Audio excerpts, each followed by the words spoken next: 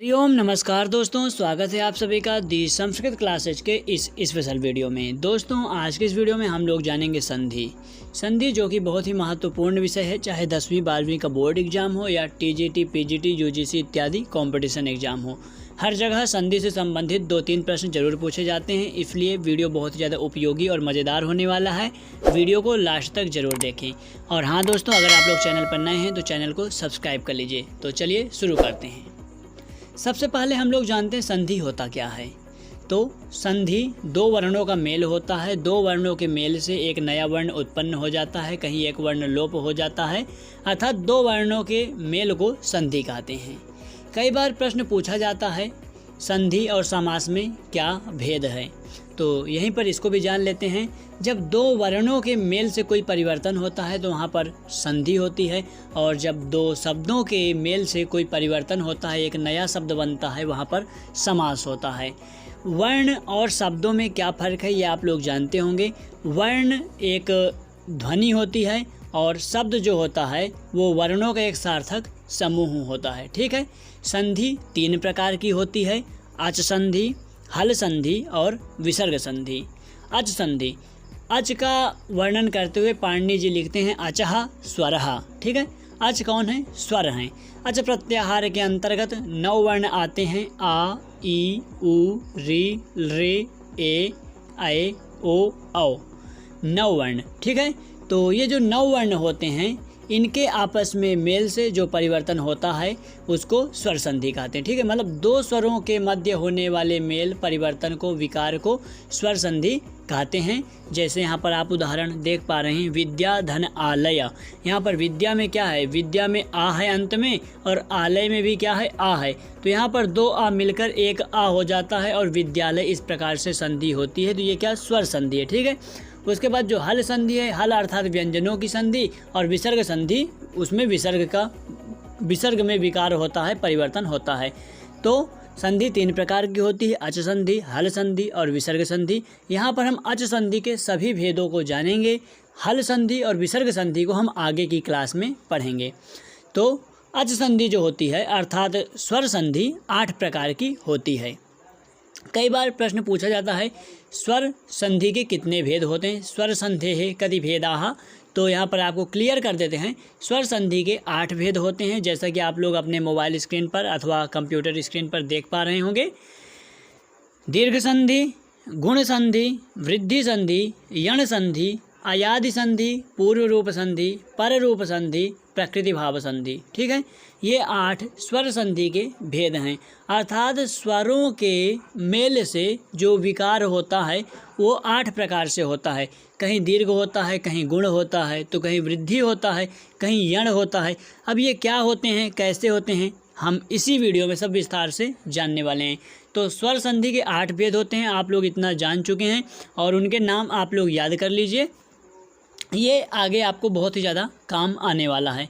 आगे चलेंगे, सबसे पहले जानेंगे दीर्घ संधि को। 1 नंबर पर हमारी दीर्घ संधि है। दीर्घ संधि, दीर्घ संधि के लिए पाणिनि अष्टाध्यायी में सूत्र है अकः सवर्णे दीर्घः, अकः सवर्णे दीर्घः। ठीक है। सूत्र के माध्यम से समझेंगे तो समझना आसान हो जाएगा। अकः सवर्णे दीर्घः अर्थात अक प्रत्याहार के बाद यदि कोई सवर्ण स्वर वर्ण हो तो पूर्व और पर दोनों के स्थान पर दीर्घ एकादेश होता है। ठीक है। अकः सवर्णे दीर्घः, अक प्रत्याहार के बाद यदि कोई सवर्ण स्वर, ठीक है, सरल शब्दों में बोले तो अक प्रत्याहार के बाद यदि कोई सवर्ण बोलते हैं जो वर्ण पूर्व में हो, वही वर्ण अगर बाद में होता है तो वहाँ पर क्या होती है? दीर्घ संधि होती है। पाणिनि सूत्र के अनुसार अकः सवर्णे दीर्घ में अच परे होने पर बोला जाता है, लेकिन आपको सरल बनाने के लिए हम बोल रहे हैं, आप ताकि आसानी से समझ सकें। क्या होता है? अक से सवर्णी अच परे रहने पर क्या होता है? दीर्घ एकादेश होता है, और उदाहरण से आप स्पष्ट हो जाएगा। पहले हम आपको बता देते हैं अक क्या होता है। तो अक एक प्रत्याहार होता है। अक प्रत्याहार के अंतर्गत आ ई उ री रे 5 वर्ण आते हैं। ठीक है। अक प्रत्याहार के अंतर्गत 5 वर्ण आते हैं, आ ई उ री रे। ये 5 वर्णों के बाद यदि कोई वर्ण परे होगा, मतलब इन 5 वर्णों के बाद सवर्णी सवर्णी वर्ण परे होगा, अर्थात आ के बाद आ, ई के बाद ई, ऊ के बाद ऊ, री के बाद री और री के बाद री होगा, तो वहाँ पर क्या होगा, दीर्घ एकादेश हो जाएगा। उदाहरण से समझेंगे तो एकदम स्पष्ट होने वाला है। आ जैसे आप लोग यहाँ पर देख पा रहे हैं, एक ह्रस्व आकार है, उसके बाद दीर्घ आकार है। जब ऐसा स्थिति होगा तो दोनों मिलकर दीर्घ आकार हो जाएगा। उदाहरण आप देख पा रहे हैं, हिमालय, हिम है और उसके बाद आलय है, ठीक है। ये दोनों मिलकर क्या हो जाएगा, हिमालय, क्योंकि आ और आ मिलकर आ हो जाता है, ठीक है, समझ में आ रहा है। उसी प्रकार विद्यार्थी में क्या होता है, आ होता है, विद्या का दीर्घ आकार होता है और अर्थी का ह्रस्व आकार होता है, और ये दोनों मिलकर आ अर्थात दीर्घ आकार होते हैं, तो विद्यार्थी होता है। उसी प्रकार विद्यालय में क्या होता है, यहाँ पर आ और उसके बाद आ, विद्या का उत्तरवर्ती आकार और आलय का पूर्ववर्ती आकार, ये दोनों मिलकर एक आकार हो जाता है, तो यहाँ पर क्या होता है, विद्यालय। प्रश्न पूछा जाता है कई बार परीक्षा में, हिमालय अत्र कहाँ संधि, हिमालय में कौन सी संधि है। हिंदी के जो कंपटीशन एग्जाम होते हैं अथवा 10वीं 12वीं के एग्जाम में पूछा जाता है हिमालय में कौन सी संधि है, तो यहाँ पर दीर्घ संधि है। विद्यार्थी यहाँ पर भी दीर्घ संधि है और विद्यालय में भी दीर्घ संधि है। इनका संधि विच्छेद क्या होगा, ये भी आप लोग समझ रहे हैं। हिमालय हिम धन आलय, विद्यार्थी का विद्या धन अर्थी और विद्यालय का विद्या धन आलय। अर्थात जब हम संधि विच्छेद करेंगे तो जो दो विच्छेद होंगे उन दोनों का कुछ अर्थ निकलना चाहिए, अन्यथा आपको जो विच्छेद होगा वो गलत हो जाएगा, ठीक है। जैसे यहाँ पर हम विद्या आलय है, अगर आप विद्या को ह्रस्व कर देंगे तो यहाँ पर विद्या ऐसा कोई अर्थ नहीं निकलेगा, इसलिए गलत हो जाएगा। तो इस सब चीज़ों को ध्यान रखेंगे। संधि विच्छेद की ट्रिक हम आगे के वीडियोज में लाएंगे, तो इसके लिए आप लोग चैनल को सब्सक्राइब कर लीजिए ताकि कोई वीडियो मिस ना हो। इसके बाद कुछ और एग्जाम्पल देखते हैं, जैसे ई से संबंधित, अभी हम लोगों ने आ से संबंधित देखे हैं। अब ई देखिए, ई के बाद ई होगा तो क्या होगा, ई हो जाएगा। ह्रस्व आकार अथवा दीर्घ इकार के बाद ह्रस्व आकार अथवा दीर्घ इकार पड़े होगा तो दोनों के स्थान पर दीर्घ इकार हो जाएगा। जैसे रवि इंद्र रविंद्र, यहाँ पर ह्रस्व इकार के बाद ह्रस्व इकार है इसलिए रविंद्र हो गया। गिरी ईसा, यहाँ पर गिरी में क्या है, ह्रस्व इकार है और ईस में दीर्घ इकार है। ह्रस्व इकार के बाद दीर्घ इकार होने से भी क्या होता है, दीर्घ इकार हो जाता है, गिरी ईस गिरीश। उसी प्रकार मही इंद्र, मही में क्या है, दीर्घ इकार है और इंद्र में ह्रस्व इकार है, तो दीर्घ इकार और ह्रस्व इकार दोनों मिलकर क्या दीर्घ इकार हो जाते हैं। तथा नदीस, नदी में दीर्घ इकार है और ईस में भी दीर्घ इकार है, तो दीर्घ इकार और दीर्घ इकार मिलकर दीर्घ हो जाएंगे, ठीक है। तो आप लोग समझ पा रहे हैं, ई अथवा ई ह्रस्व इकार अथवा दीर्घ इकार के बाद ह्रस्व इकार अथवा दीर्घ इकार होगा तो वहाँ पर क्या हो जाएगा, दीर्घ इकार हो जाएगा, ठीक है। तो इसको भी समझे। अब ऊ वाला उदाहरण भी देख लेते हैं। यहाँ पर ऊ और उसके बाद फिर ऊ, ह्रस्व दोनों मिलकर दीर्घ ऊ बन जाएंगे, क्योंकि ह्रस्व उकार के बाद ह्रस्व उकार परे होने से क्या होता है, दीर्घ उकार होता है। भानु उदय ऊ ह्रस्व उकार के बाद अगर दीर्घ उकार होगा तो उसके दोनों मिलकर क्या बनेंगे, दीर्घ उकार ही बनेंगे, तो लघु ऊर्मी लघुर्मी। उसी प्रकार ऊ दीर्घ उकार और ह्रस्व उकार दोनों मिलकर क्या बन जाएंगे, दीर्घ उकार बन जाएंगे। वधु उत्सव और ऊ ही होगा। अर्थात हमने जैसे कि आपको पहले ही बता कर आए हैं, आ ई ऊ, इनके बाद अगर सेम वर्ण आ ई ऊ होंगे तो उनके स्थान पर दीर्घ बड़ा आ अर्थात दीर्घ आकार दीर्घ इकार दीर्घ उकार हो जाएगा। उदाहरण आप लोग देख पा रहे हैं, भू ऊर्ध्वा भूर्ध्वा वधूत्सव। आई होप कि आप लोग अंडरस्टैंड हो रहे होंगे, समझ रहे होंगे, आपको समझ में आ रहा होगा, ठीक है। आगे चलेंगे तो पहली संधि मतलब कि जो स्वर संधि का पहला भेद था दीर्घ संधि, इसको हम लोगों ने जाना समझा। अब आगे गुण संधि को जानते हैं। गुण संधि बहुत इंपॉर्टेंट है और इससे कई बार प्रश्न पूछे जाते हैं और मैं आपको समझाने की कोशिश करता हूँ, आप लोग बहुत ही आसानी से समझ पाएंगे। गुण संधि का सूत्र है आद गुणः, ठीक है, बहुत सिंपल है। थोड़ा सा अगर आप परिभाषा को ध्यान में रखेंगे तो बहुत ही आसानी से समझ में आ जाएगा। आद गुणः, आ वर्ण से इक का अर्थ होता है ई ऊ री रे। हिंदी में री होता नहीं है, लेकिन जब आप संस्कृत के पेपर में संधि का सॉल्व कर रहे होते हैं, संधि का उत्तर दे रहे होते हैं, तो वहाँ पर रे का भी उल्लेख होता है, क्योंकि पाणिनि अष्टाध्यायी के अनुसार संस्कृत व्याकरण में जो अच है स्वर है वहाँ पर रे वर्ण भी होता है, ठीक है। तो आ वर्ण के बाद आ के बाद ई ऊ री पड़े होंगे तो वहाँ पर क्या होगा, पूर्व और पर के स्थान पर गुण एकादेश हो जाएगा, ठीक है।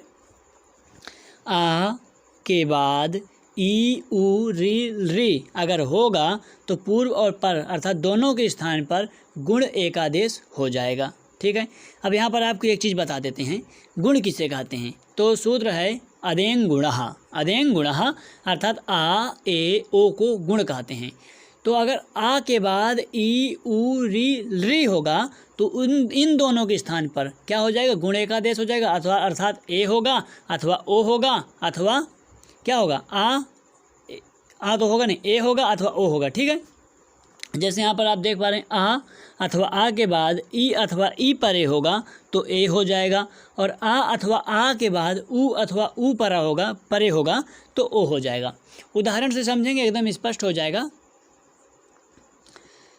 आ ई ए, देखिए आ वर्ण के बाद अगर ई वर्ण परे होगा, परे अर्थात बाद में होगा, आ वर्ण के बाद अगर ई वर्ण होगा तो ए हो जाएगा। नर इंद्र, नर में रकार उत्तरवर्ती अकार है और इंद्र में क्या है, पूर्ववर्ती इकार, ये दोनों मिलकर नरेंद्र हो जाएंगे, क्योंकि आ के बाद ई है इसलिए ए हो जाएगा, गुण संधि है।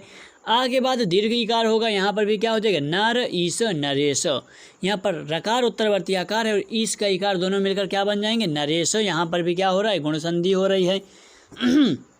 अब यहाँ पर देखिए दीर्घ आकार है, हमने कहा आ मतलब ह्रस्व आकार हो अथवा दीर्घ आकार हो, उससे कोई मतलब नहीं, बस आ होना चाहिए। तो आ के बाद ई आया, महा इंद्र महेंद्र, और फिर उसके बाद है आ ई ए, महाईश महेश। आ के बाद ई होगा तो ए हो जाएगा, सिंपल है, कौन सी संधि है, गुण संधि है। और आ के बाद अगर उ होगा तो ओ जाएगा, ओ हो जाएगा, ये भी बहुत सिंपल है, यहाँ पर कौन सी संधि है, गुण संधि है। देख लीजिए आ उ ओ, ज्ञान नकार उत्तरवर्ती आकार है और उपदेश का उकार है, दोनों मिलकर क्या बन जाएंगे, ज्ञानोपदेश। आ उ ओ, महा में क्या है, हकार उत्तरवर्ती आकार है और उत्सव का उकार है, दोनों मिलकर बन जाएंगे महोत्सव। ठीक है, ज्ञानोपदेश महोत्सव। उसी प्रकार आ उ ओ हो जाएगा, जल उर्मी जलोर्मी। आ उ ओ आ उ अर्थात आ के बाद उ है, क्या होगा, ओ हो जाएगा। उदाहरण है महा उर्मी महोर्मी।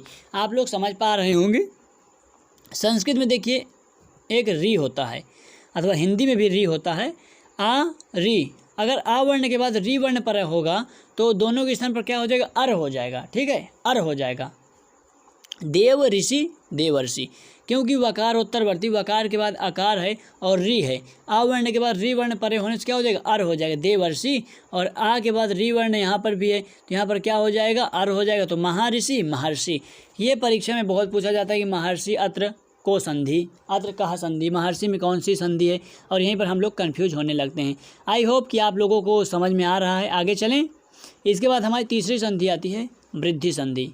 यहाँ पर हमने स्वर संधि के अंतर्गत दीर्घ संधि को, गुण संधि को जाना, अब इसके बाद वृद्धि संधि को जानते हैं।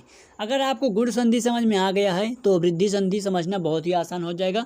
वृद्धि संधि का सूत्र है वृद्धि रेची। ठीक है, हिंदी में समझते हैं आवर्ण। अवर्ण अर्थात होता है आ अथवा आ, ह्रस्व आकार या दीर्घ आकार से एच ए ओ आई औ परे होने पर, ह्रस्व आकार अथवा दीर्घ आकार के बाद एच अर्थात ए ओ आई औ होने पर पूर्व और पर के स्थान पर वृद्धि संज्ञक एक आदेश होता है। समझ में आ रहा है, ह्रस्व आकार अथवा दीर्घ आकार के बाद ए ओ आई औ, अगर ये चार वर्ण होंगे तो आ की जगह पर अर्थात आ अथवा आ के बाद अगर ए अथवा ऐ होगा तो दोनों के स्थान पर ऐ हो जाएगा।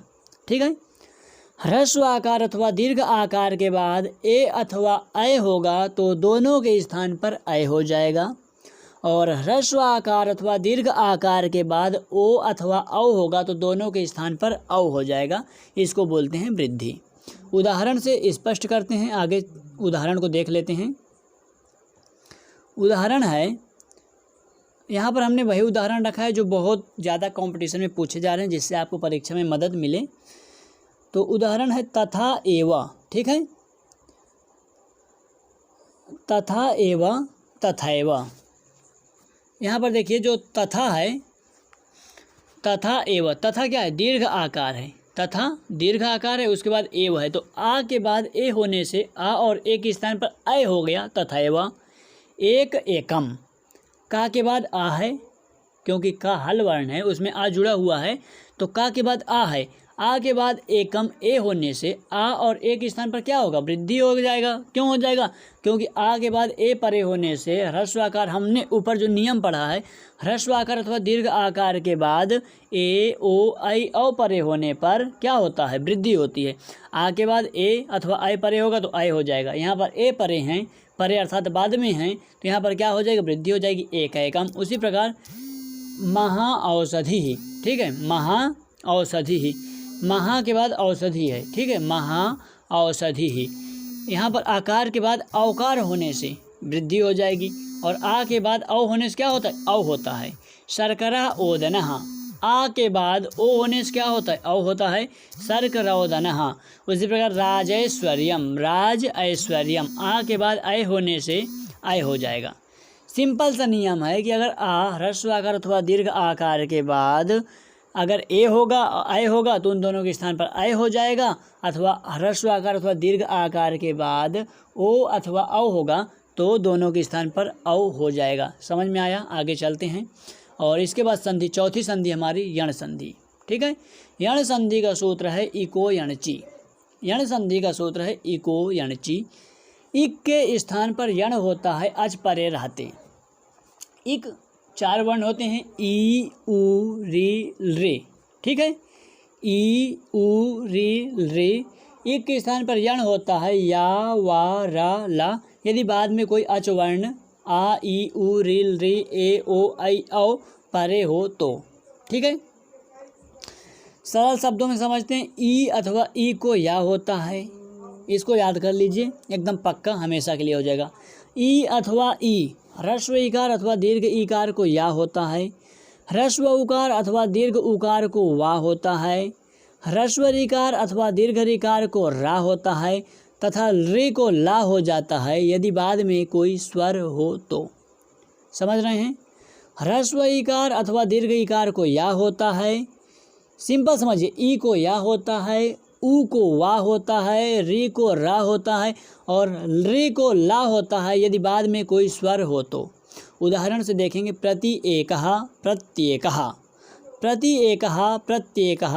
यहाँ पर देखिए प्रति एकः में क्या है, ई के बाद ए, ई के बाद स्वर है, इसलिए ई को क्या हो जाएगा, या हो जाएगा। तो प्रत्येकः में यही हुआ है, ई को या हो गया और ए आकर उसमें मिल गया तो प्रत्येकः बन गया, ठीक है। यहाँ पर प्रति शब्द के ई को या हुआ है क्योंकि बाद में स्वर कौन है, ए है, ठीक है। आगे कुछ और उदाहरण देखेंगे जिससे आपको स्पष्ट हो जाएगा। यदि अपि यद्यपि, यदि अपि यद्यपि, यदि में इकार है और ई के बाद यहाँ पर अपि जो है स्वर वर्ण आने से ई को या हो गया, यद्यपि। नदी अव नद्यौ, नदी अव नद्यौ, नदी के बाद नदी में दकार उत्तरवर्ती इकार है, इकार के बाद अव स्वर होने से, ई के बाद स्वर होने से ई को या हो गया, नद्यौ बन गया। गुरु आज्ञा गुरुआज्ञा, ऊ के बाद आज्ञा का जो आ है स्वर होने से क्या हो गया, ऊ को वा हो गया, गुरुआज्ञा बन गया। इति आह में भी ऐसे ही हुआ है, इति तकार उत्तरवर्ती जो इकार है वो क्या है, ई है, और ई के बाद स्वर होने से आहा, आ परे है, बाद में आ है, स्वर है, इसलिए यहाँ पर ई को या हो गया, इत्याह। लृ आकृति ही, यहाँ पर क्या हुआ है, लृ क्या है, देखिए आपका इक है और इसके बाद स्वर आ है, इसलिए यहाँ पर भी क्या, लृ को ला हो गया, लाकृति ही। और अनु आयः, यहाँ पर भी यण संधि है, क्यों है, अनु आयः, यहाँ पर देखिए ऊ को वा हुआ है, ऊ के हमने पढ़ा था कि अगर ऊ के बाद स्वर होगा तो उसको क्या हो जाएगा, वा हो जाएगा, तो अन्वयः यहाँ पर यण संधि हो गई, ठीक है। आगे देखिए अयादि संधि को देखते हैं, हमारी 5वीं संधि थी अयादि संधि। धीरे धीरे एक एक संधि को हम लोग देखते हुए आगे चल रहे हैं, यद्यपि वीडियो थोड़ा सा बड़ा हो रहा है लेकिन यहाँ पर आप बहुत ही महत्वपूर्ण चीज़ें सीख रहे हैं और ये ज़रूर आपकी परीक्षा में आपको 2-3 अंक दिलाएगा, तो बने रहिए अंत तक, देखते रहिए। अयादि संधि, इसका सूत्र है एचो यवा यावः, एचो यवा यावः। ए को ऐ होता है, ओ को औ होता है, ऐ को आय होता है और औ को आव होता है, ठीक है। ए को ऐ को आय, ओ को औ को आव।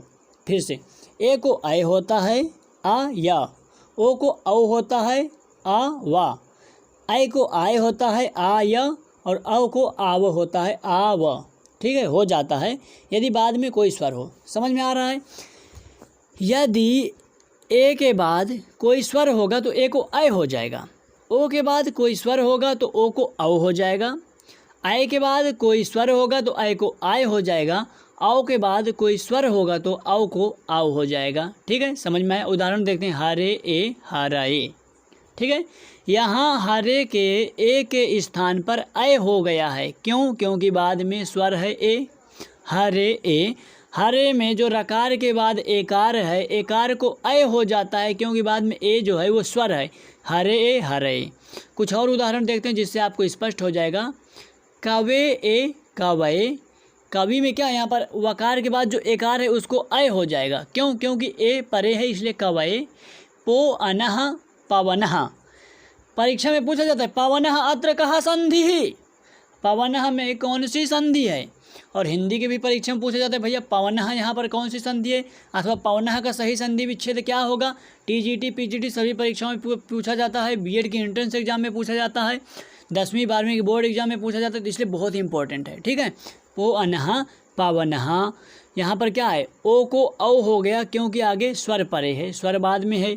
भानो ए, भानो ए, भानो, यहाँ पर ओ को क्या हो जाएगा, औ हो जाएगा। क्यों हो जाएगा? क्योंकि ए स्वर बाद में है। नय अकह नायकः, आय को आय हो जाएगा क्योंकि अकह आ जो है वो बाद में पर में स्वर है तो नायकः हो जाएगा। कुछ और उदाहरण देख लेते हैं 2-4। गए अकह गायकः, गए अकह गायकः, आय को आय हो जाएगा क्योंकि अकह स्वर पर में है। प्रभव अहा, यहाँ पर आओ को आओ हो जाएगा। आप लोग समझ रहे हैं, आओ को आओ हो जाएगा। क्यों?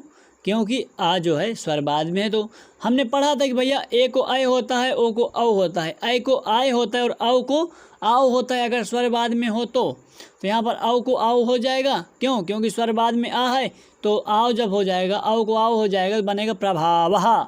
उसी प्रकार पौ आकः पावकः, आओ को आओ हो गया। शीशो ए शीशवे, यहाँ पर क्या हो गया, ओ को औ हो गया, शीशवे। ठीक है, और परिचय अकः परिचायकः, आय को आय हो गया क्योंकि आगे स्वर है।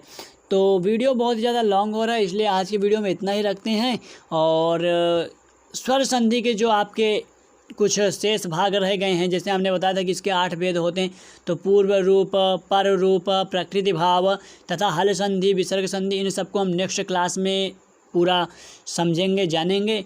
तो बाकी की आगे की वीडियोज़ मिस ना हो उसके लिए आप लोग चैनल को सब्सक्राइब जरूर कीजिए, सपोर्ट कीजिए। और वीडियो अगर दोस्तों आपको कुछ सीखने के लिए मिला है, पसंद आया तो वीडियो को लाइक ज़रूर करें। मिलते हैं अगले वीडियो में, तब तक के लिए नमस्कार, टेक केयर, जय हिंद।